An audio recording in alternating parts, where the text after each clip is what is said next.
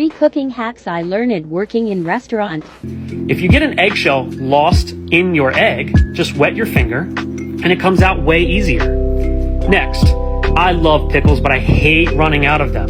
So grab a mason jar. This is how you can make them under 1 hour. Add the liquids to the mason jar and then put the liquids into a pot. You want to add the rest of these ingredients and then bring it to a boil. While that's coming to a boil, you want to cut your cucumber to sizes like this. Fill up that mason jar all the way to the top.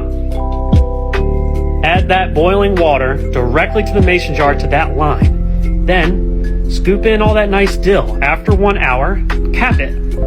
This last one is if you don't have a thermometer and you're cooking steak, you can check how well it's done by your palm.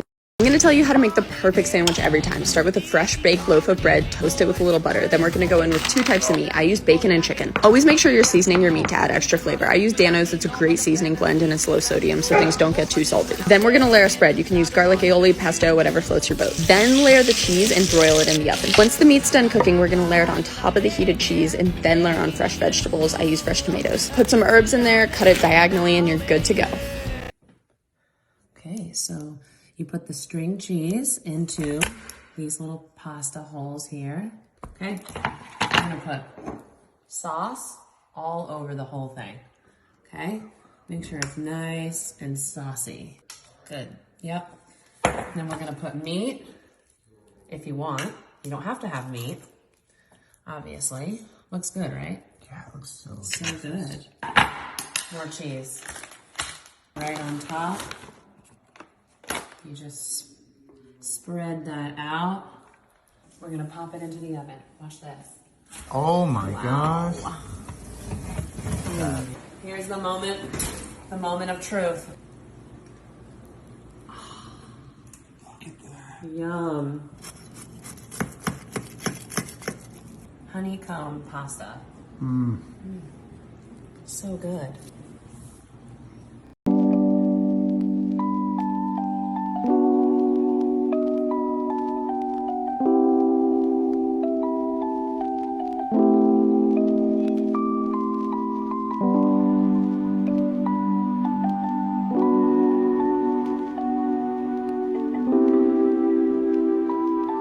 Show me the life hack that you randomly saw one day that is now an unconscious standard practice in your life.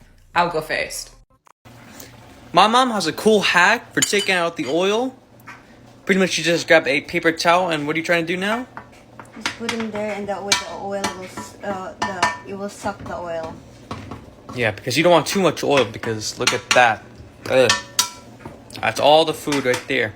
Because I want to go taste it and it just tastes like oil. So, just do a paper towel, bada bing, bada boom. And you take the oil out. And look at that. Some more oil. Okay. Ugh. That's Yuck. ewies. Yucky, yucky. Clean. See? Clean food. How to cook the eggs without the rings. First things first, you gotta break the egg. Now my mom's way of cooking is very unusual and different from ours.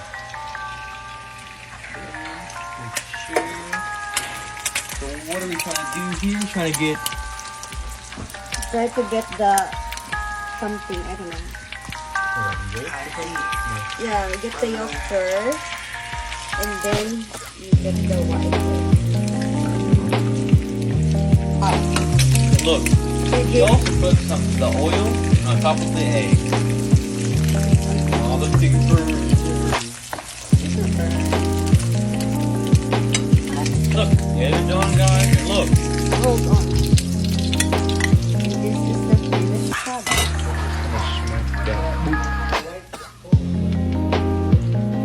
The white is cooked, but the yolk is not. And Look, it's jiggly.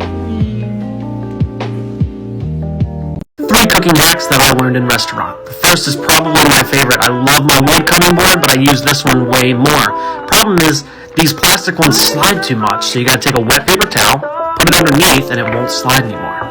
Next, this one's really useful. If you put your chicken into a freezer baggie and then use the pounder, you don't have to clean the pounder. Cleaning pounders sucks. This one is a really useful one as well. Some people like to put the raw chicken directly into the egg wash, but this really isn't the best option. If you put it in flour first, and then the egg wash holds way better, and then your breadcrumb holds way better. And that's it. Apparently, if you drop an egg into a pan, it cracks perfectly. My mom taught me how to check and see if pasta was ready or not.